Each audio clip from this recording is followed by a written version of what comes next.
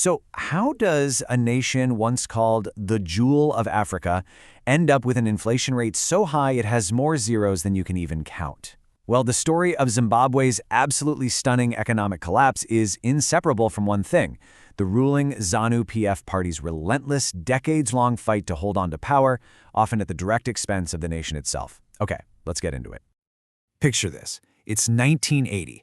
After a long and brutal liberation war, there's this genuine sense of hope in the air. Robert Mugabe becomes prime minister, and his first message is one of unity and reconciliation. And for a moment, it actually seems to be working. The economy is growing, new schools and clinics are opening up. The future of a new Zimbabwe looks incredibly bright. But then you fast forward to November 2008 and this is the reality. A hyperinflation rate so astronomical it's almost impossible to comprehend. I mean, what does 89.7 sextillion% even feel like? It means your entire life savings, your pension, everything you've ever worked for is basically worthless. Overnight. Prices were doubling almost every single day.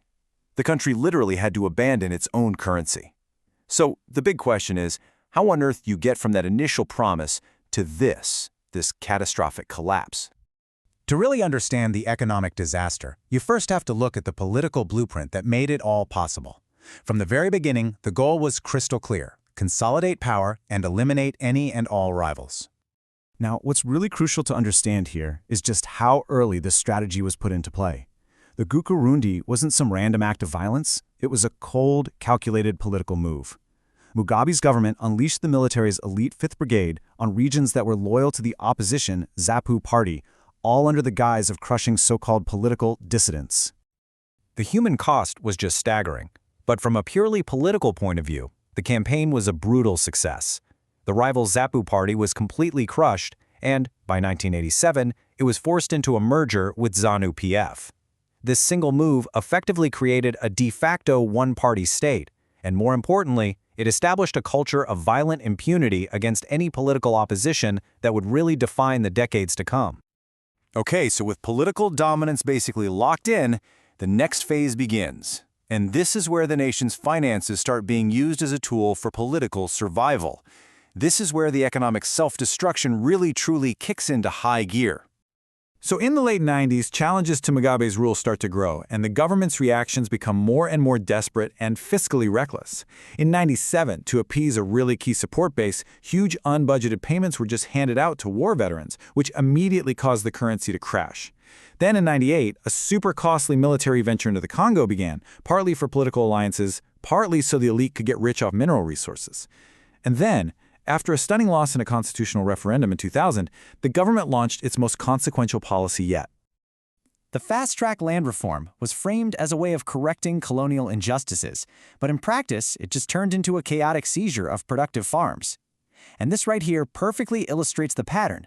While some everyday Zimbabweans did get land, it was the politically connected elite, military officers, cabinet ministers, judges, who ended up with nearly half of the best real estate. The message this sent to the rest of the world was loud and clear. Property rights mean nothing here. And the impact? Wow. It was immediate and absolutely catastrophic. With all that agricultural expertise gone and property rights completely destroyed, the very backbone of the economy was shattered. A country that once fed the entire region saw its agricultural output plummet by 60% in a decade. It went from a food exporter to a nation that had to rely on food aid. And you know, the damage wasn't just on the farms. This whole system of patronage and corruption created so much red tape that it choked off other parts of the economy too. I mean, trying to start a legitimate business in Zimbabwe took 3 times longer and cost twice as much as the regional average. This wasn't just inefficiency, it was a system designed to reward the connected and punish everybody else.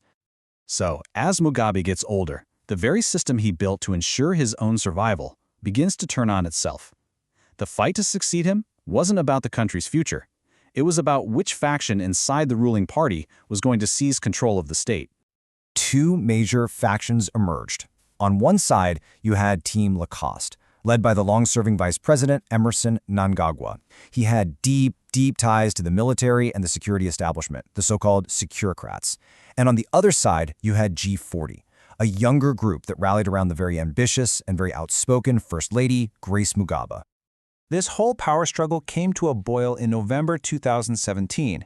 Grace Mugabe's faction, G40, looked like it was winning when Mugabe fired Mnangagwa. But this was a fatal miscalculation. Mnangagwa's allies in the military moved fast.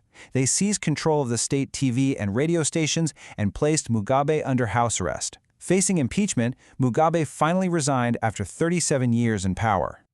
Now, the military was very careful to frame this not as a coup, but as a necessary correction to get rid of criminals around the president. But let's be real, it was an internal power shift.